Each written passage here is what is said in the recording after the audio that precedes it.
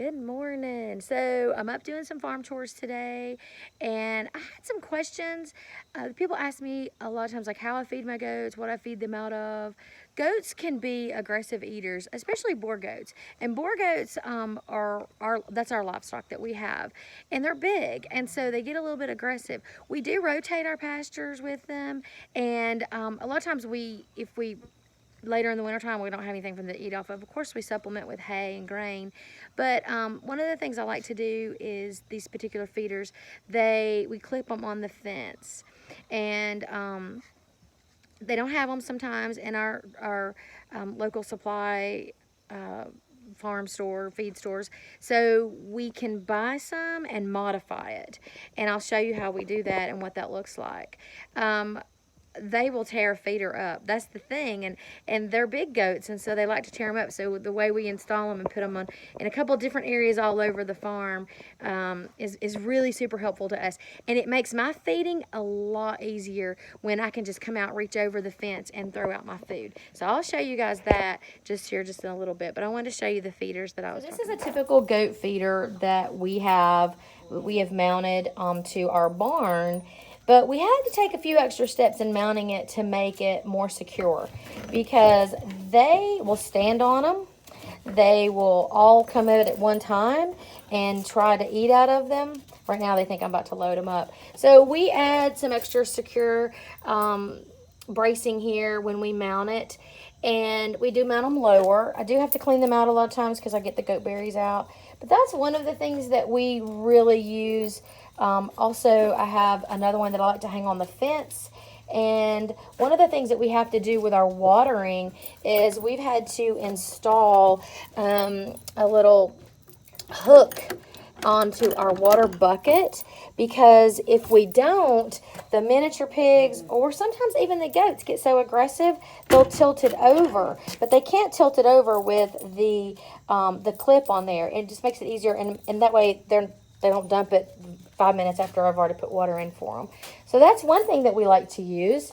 I'm going to show you a couple more. Okay, so for me, this doesn't work.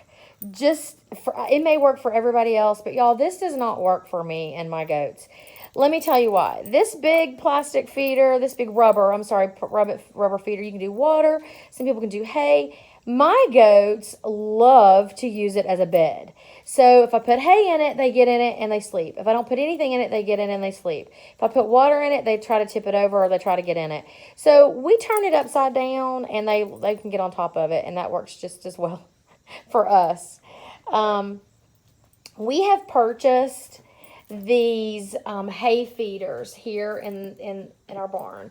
We have purchased these hay feeders, but there's some flaws in this particular design, and one is being the wooden slats that you slide the hay in. They'll hit them with their horns and break them out, and so that is not super helpful to me. If we replaced it and did maybe metal, that would be fine. But this particular one, not that great. The other thing is, I'm okay with some waste on hay because it does give them a little bit of bedding throughout the winter months. Not a ton of waste. I don't want to sound like I'm trying to be wasteful with my hay, because hay is very hard to come by and it's very expensive, and it's getting more expensive. So we do use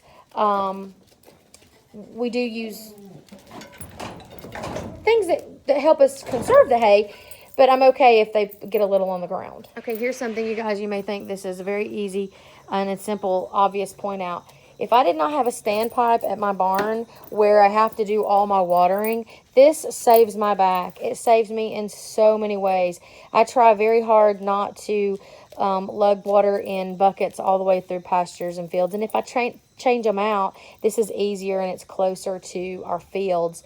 So it is a little bit more expensive for us to have to run a standpipe from our well to here, but in the long run, it is so worth it. So if that's a goal or if that's something you can work toward, that's fabulous. So just to recap on the feeders that we use, we have feeders indoor the barn, and we have feeders outside so they can eat out when it's not raining or when it's raining, they can eat in the barn. And the reason we put the holes in the bottom of the feeders, the ones that we put outside, of course, is so the rain can dry, or drain out of them. So that's the reason for that. Sometimes I may have to go and clean them out, and then of course I love my handle buckets that I get, my hook buckets, and I use those for watering down low. I have small animals for the most part, so they can use them for watering down low.